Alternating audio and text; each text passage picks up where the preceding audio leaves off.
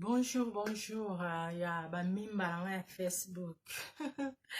On a le bela pour la Bamimba na ya Léo Tolobela épilepsie.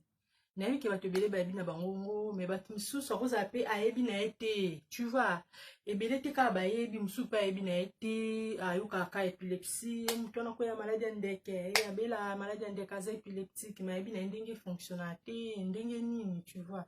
Parce que ebele tobenga maladi ya bandoki wana bapaster nde bayebi mpona bango nde bato bakoexplike.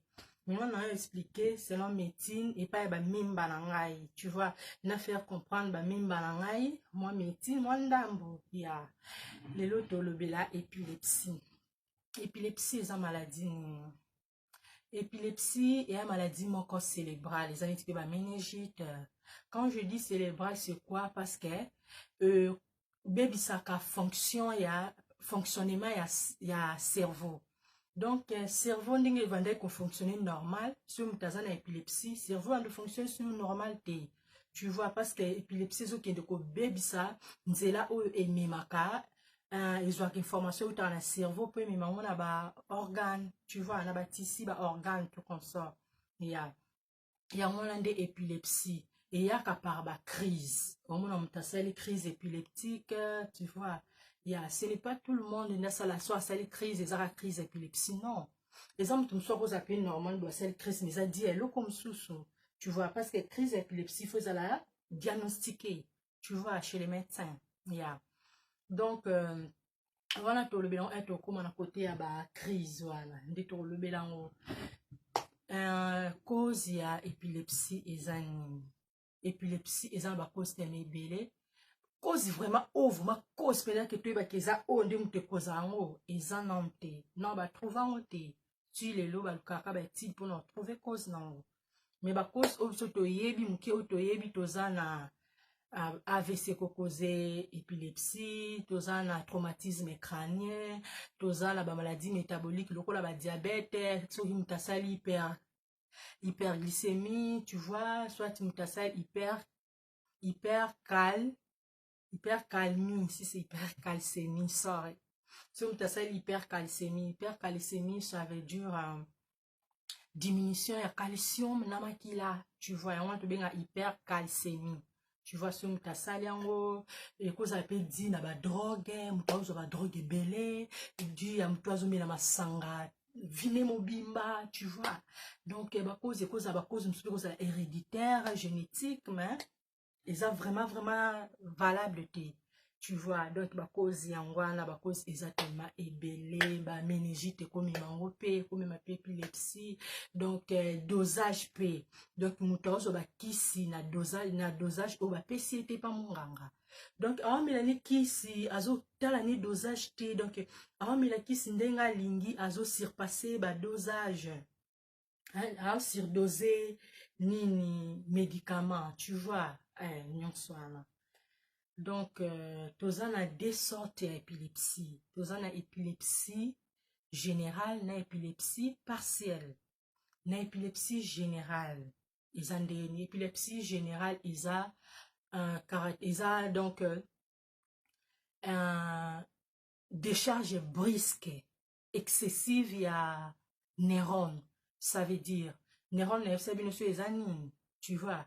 Donc, décharge, donc, ils ont décharge, il y a influx nerveux.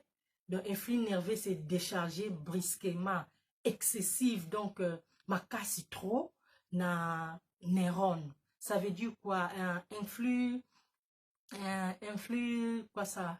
Nerveux, ils ont influx nerveux eza lokola liquide moboye eza liquide à courant donc liquide mobo ezo mima courant oyo ezo uta na cerveau oyo ezo zwa makambo ezo uta na cerveau pour communiquer on a ba neurone eza ba nerf eza belé tu vois oyo ekende tina ba organe donc yango ni influx nerveux eza liquide oyo ezo uta na cerveau ezo zwa ba information na cerveau. Ils ont courant cerveau. Donc, ils ont les cas, si et qui est la neurone. Après, neurone, à l'équipe, si on a tina ba organe nzoto mobimba siko yango e décharge aka ndika to mona téléphone est déchargé et ko se décharger katani donc c'est déchargé donc ça sum ça na ndenge ba ndeko sala te de comme une anomalie et comme anormal tu vois donc et comme anormal yango alande tu vois ce que yango ezala esalema mingi na cortex bon moni ke tozongi siko na anatomie yango na yebisa bino ke faut koyeba anatomie est très important yango bomona obande na anatomie parce que so yebi anatomie oyeba ndeni maladie kotelaka ezo fonctionner ndeni na nzoto so ozwi partie wana esalaka ndenge nini tu vois faut koyeba donc même ndako erobongisongo faut koyeba ndeni ezali na kati faut koyeba ngo donc tozongi suna ndeni na yebisa bino côté ya cerveau de tozana ba hémisphère gauche na droite tozana cortex eza partie périphérique ya cerveau tu vois de tozongi na anatomie lisusu ya tokesko yo na deuxième sorte le bakiza épilepsie partielle wana siko ezake eza localisé na foyer monto benga foyer épilé ezani foyer bakumba médecine eza tellement makasi j'entends eza foyer épileptogène ya foyer épileptogène donc flux nerveux et comme eza déjà normal de tolobaki na oya liboso en général eza normal parce que oya local etikali place moko se localiser na foyer moko et se localiser wana tu vois ya siko toke na ba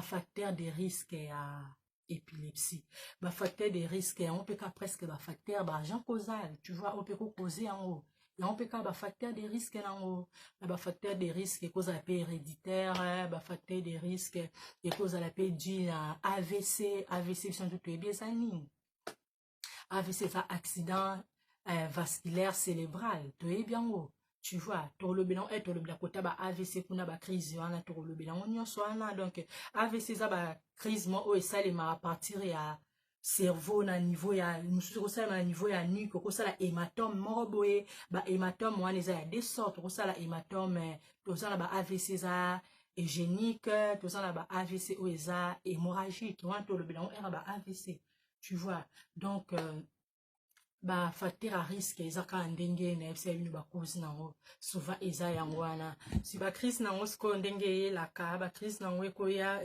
dika ya ba neurone wana fc bino parce que ça neurone moko réseau zwa information na cerveau po emema ngona ba neurone mususu kende ti na ba organe ya nzoto na biso mobimba otobenga un neurone otobenga autrement tobenga ngo un flux nerveux ba influx nerveux wana sikona era crise et que ça la ni décharge et que jusqu'au forme décharge wana aller et vous allez augmenter ya vous allez augmenter là ndé mutu ce que vous montrez que mutu a sali crise tu vois il y a donc dit à électricité ou ezana mutu na biso tu vois donc et comme a décharger après et forme décharge wana neurone wana parce que ko luka et comme neurone des communiquer information pour qu'il détient ba organe sikoyo R est comme à décharger et comme décharger après ni l'électrique activité dans électrique et vous allez élever activité dans électrique vous allez vraiment élever de façon désordonnée il y a un bon moment